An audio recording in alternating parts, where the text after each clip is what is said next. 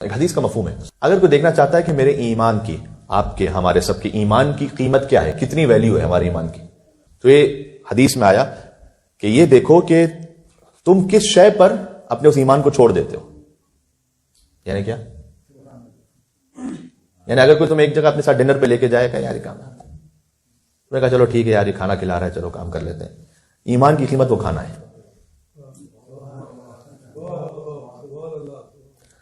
اگر کوئی کہے کہ جناب آپ اگر یہ تھوڑا سا کام کریں گے تو ہم سپورٹ کریں گے آپ کو، ووٹ آپ کو دیں گے، اور میں اس خاطر جانتے ہوئے کہ یہ غلط ہے، باطل ہے، پھر بھی اس کا ساتھ دوں، میرے ایمان کی قیمت وہ ایک پوسٹ ہے.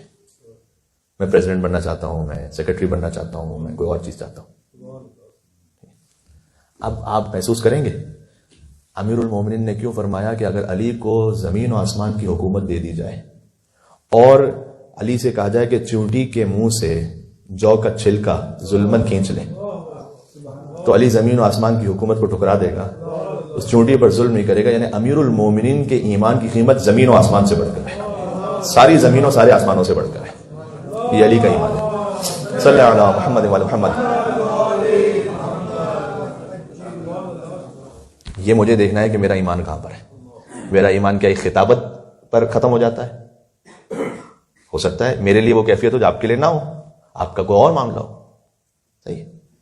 تو اگر میں نے فقط ایک کسی مرکزی جگہ پر خطاب کرنے کے لیے کوئی ایسا کام کیا کہ جو نامناسب تھا، نہیں کرنا چاہیے تھا، اس کا مطلب ہے کہ میرا ایمان فقط اس مرکزی جگہ پہ خطاب کرنے تک ہے، مجھے وہ جگہ مل جائے بس، باقی کچھ بھی ہوتا رہے. صحیح ہے. تو کوئی ہو سکتا ہے امتحان کی کیفیت میرے لیے، آپ کے لیے کچھ اور ہوگی، آپ کے لیے بزنس کے معاملات میں کچھ اور ہوگا، آپ کے لیے گھر کے معاملات میں کچھ اور ہوگا. تو جہاں ہم سرنڈر کرتے ہیں اپنے آپ کو، دیٹ مینس کہ یہ قیمت تھی. انشاءاللہ اللہ تعالیٰ ہمیں یہ ساری باتیں کیوں کہہ رہا ہوں، جس کا جتنا یقین زیادہ ہوگا اللہ پر، وہ کہے گا کہ نہیں ساری دنیا بھی مجھے مل جائے لیکن اگر اللہ تعالیٰ کے حکم کی نافرمانی ہو رہی ہے میں کیوں چھوڑوں گا. سورہ انعام کی ایک مختصر آیت آپ کو حصہ سناتا ہوں. سورہ اتنا خوبصورت مجھے لگتا ہے جب میں پڑھتا ہوں. اللہ تعالیٰ نے حکم دیا کچھ لوگوں کو، قل اللہ ثم ذرہم، کہ اللہ کہو اس کے بعد سب کو چھوڑ دو.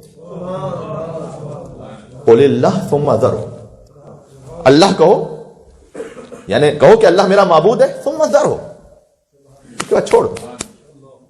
کسی اور چیز کی کوئی حیثیت ہی نہیں ہے. اللہ تعالیٰ ہماری محبتیں، ہماری نفرتیں، اللہ تعالیٰ ہماری عزت ذلت کے معیار میں ہمیں دین کو سب سے اہم سمجھنے کی توفیق عطا فرمائے.